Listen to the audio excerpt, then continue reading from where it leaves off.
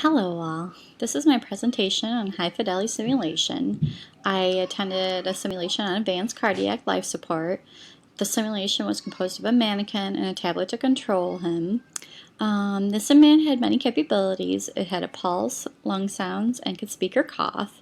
For this actual sim you had to hook up leads to him, so the leads could show on the defibrillator and it would be recorded. During this sim, it seemed that there was sort of a delay between the tablet and the sim man. It could have been user error. However, one example of this was a nurse reported a pulse when there was actually no pulse on the defibrillator. The instructor noted that this was a mistake and had to try to turn it off again. This made the realness of the whole simulation pretty difficult. As you know, simulation should be all about the buy-in and the students getting into it. The simulation was comprised of a mixed student class. There were 4 RNs, 1 respiratory therapist, and a provider, who was a hospitalist. Each student had to complete a scenario and a debriefing. Scenario included different assessments, and each student played a role on the code team. All the scenarios consisted of patient coding. It was just different paths to get there. The simulation varied based on the students' abilities. However, they all worked together as a team to get to the end point if one student was stuck. They were allowed to use cards that told them the pathway to treatment of the patient and take time to answer questions or go to the next step. Debriefing consisted of similar questions each time, although they did not seem like a set of questions they were given to each person. The instructor started out by asking the student how they think their scenario went, and based on the responses, the debriefing took course. For example, one person said it was easier when they were not put on the spot and that they forgot things when stressed. This led to discussion on following ACLS guideline cards and how to use the code team efficiently. At the end of the class, the instructor debriefed by asking if there was any questions or feedback. He asked if they would not share the scenario specifics as they are used in every ACL class. There was not much feedback at the end. Everyone seemed ready to go as it was a long class.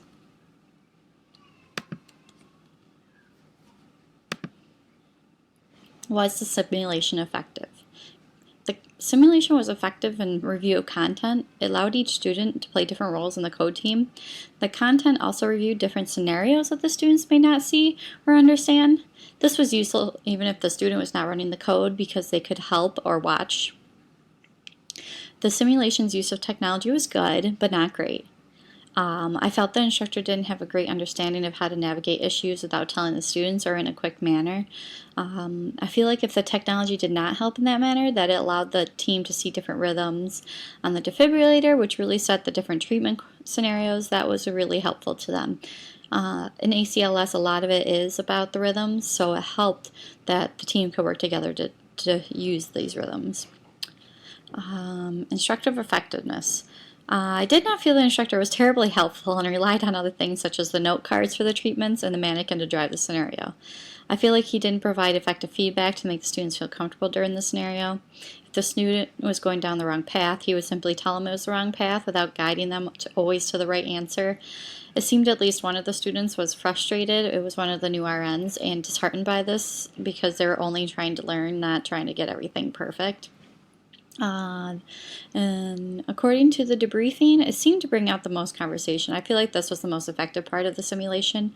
It was interesting to watch the students interact with each other and ask questions that were outside the box and maybe not the point of the scenario itself.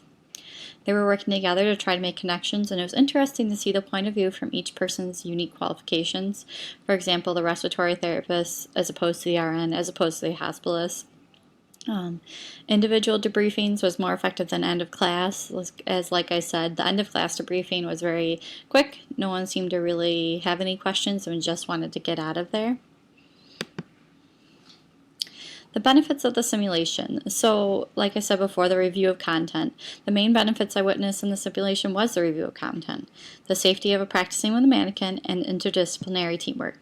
At the very basic, the review of content was important and triggered some of the group members to go aha or understand what they were trying to do. Simulation provides a safe place for the staff to interact and provide care as a team without actually being in the real life thing. It was interesting because I found in this group the interdisciplinary staff, the respiratory therapist, the nurse, and the hospitalist provided a unique version of the team working together. The students in the class seemed to have some sort of a bond, which I perceived the silliness of the whole simulation. I feel like this was positive and it was negative. So negatively, it took away from the realness of the simulation, and positively, it seemed to create teamwork in a stressful situation in the field. I think above all, when working in a code situation, it is the teamwork and communication that is going to help the patient the most. Without teamwork in stressful situations, it does not matter what one person is doing, as the patient will not just survive with one piece of the puzzle.